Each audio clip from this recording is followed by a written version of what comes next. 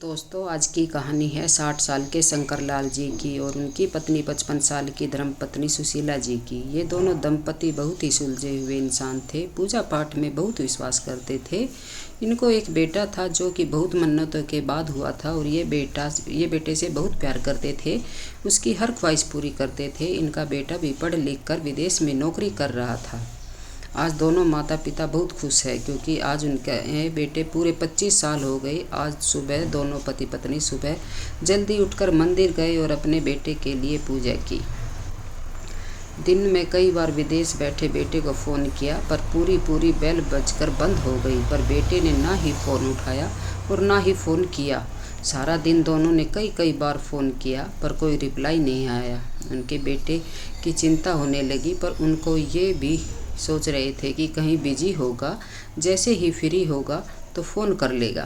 पर माँ बाप तो चिंता करते ही हैं। सुशीला जी ने बहुत कुछ सोच रखा था। आज ये करेंगे वो करेंगे, पर बेटे को बर्थडे विश ना करने से उनके सारे अरमानों पर पानी फिर गया और सारा दिन उनका मन दुखी रहा। अब रात का 1 बज रहा है। उन्होंने सोचा एक बार और फ़ोन कर लेती हूँ, शायद बेटा फ़ोन ही उठा ले। फ़ोन की रिंग बजती है। 25 साल का आरव नींद से जगा बड़ा खुश होकर फ़ोन को रिसीव करता है। खुश इसलिए होता है क्योंकि उसकी नई गर्लफ्रेंड बिना टाइम देखे कभी भी उसको फ़ोन कर देती है। फ़ोन की दूसरी तरफ से आवाज़ आती है, जन्मदिन मुबारक हो बेटा, आज मेरा बेटा पूरे 25 साल का हो गया है, मैं बहुत खुश हूँ। माँ की आवाज़ सुनते ही आरव के चेहरे के एक्सप्रेशन बदल जाते हैं। वो गुस्से में बोलता है, माँ तुझे समझ नहीं आता क्या? इतनी सी बात के लिए आपने मुझे दिन में भी फ़ोन करके बहुत परेशान किया। आपको पता भी है मुझे ऑफिस में कितना काम होता है और अब रात को चैन से सोने भी नहीं देती, मेरी नींद खराब कर दी। इतना कहकर वह फ़ोन काट देता है। थोड़ी देर बाद फिर से फ़ोन की रिंग बजती है। आरव फिर से फ़ोन उठाता है और इस बार फ़ोन पर पापा होते हैं। आरव इस बार आराम से बात करता है। थैंक यू पापा, आपने मुझे बर्थडे विश करने के लिए फ़ोन किया, वो भी इतनी रात को। पापा कहते हैं, नहीं बेटा, मैंने तुम्हें मुबारकबाद देने के लिए नहीं बल्कि ये बताने के लिए फ़ोन किया है कि तुम्हारी माँ बिल्कुल पागल है। वो इतनी पागल है कि पिछले 1 महीने से मुझे हर दिन तेरा बर्थडे याद दिलाते आ रही है। वो इतनी पागल है कि तू हमसे हज़ारों किलोमीटर दूर है, फिर भी उसे यहाँ पर खुद अपने हाथों से तेरे लिए केक बनाया है। ऊपर से यह जिद कर बैठी है कि जब तक तुझे विश नहीं कर देती तब तक न वह खुद खाना खाएगी और ना मुझे खाने देगी।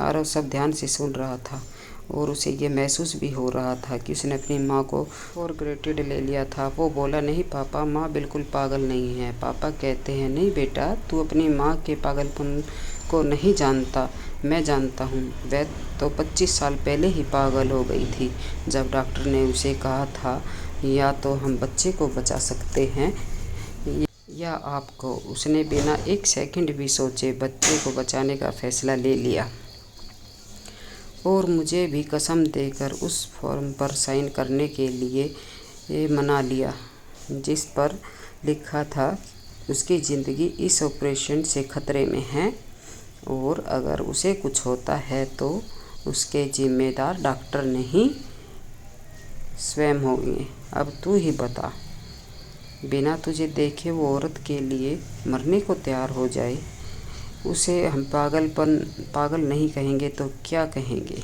इतना कहकर पापा ने भी फ़ोन रख दिया। आरव ने भी अब यह महसूस किया था कि वह जो कर रहा था वो भूल नहीं, गुनाह था। हाँ, एक बार किसी इंसान को दुख दो तो कोई बात नहीं, लेकिन भगवान को दुख देना गुनाह ही होता है। और माँ भगवान से कम नहीं होती। पश्चाताप के आंसू उसकी आंखों से बह निकले। सवेरे होते ही आरव अपने घर गया। उसने अपनी माँ से माफ़ी मांगने के लिए घर पहुँचते ही उसकी माँ ने माफ़ी मांगी, जिससे उसे गले से लगा लिया। फिर वह अपने पापा से माफ़ी मांगने लगा। पापा ने कहा, कोई बात नहीं बेटा, जा तू वापस चला जा। तेरी माँ हमेशा कहती है कि तू उसे बुढ़ापे में संभालेगा, लेकिन मैं उसे समझा दूंगा कि जैसे आज तक मैं उसे संभालते आया हूँ, वैसे ही आगे भी मैं उसका ख्याल रखूँगा। उसे भी यह समझ लेना चाहिए, जो बेटा उसके एक फ़ोन करने से परेशान हो जाए, वह उसे उम्र भर क्या संभालेगा। बाप की ऐसी कड़वी बातें सुनकर आरव की आंखें बहने लगी। वो सिर झुकाए अपने बाप के सामने चुपचाप खड़ा रहा। अपने बेटे को परेशान देख माँ आगे बढ़ती है और पापा को कहती है, जाने दीजिए, माफ़ कर दीजिए, हमारा ही बेटा है। माँ की ममता का मोल ना कोई लगा पाया था, ना कोई लगा पाएगा। 9 महीने प्रसव की पीड़ा सहन करके हमें नई जिंदगी, नई दुनिया में लाने वाले माँ ही होती है। हर गलती को माफ़ कर देती है।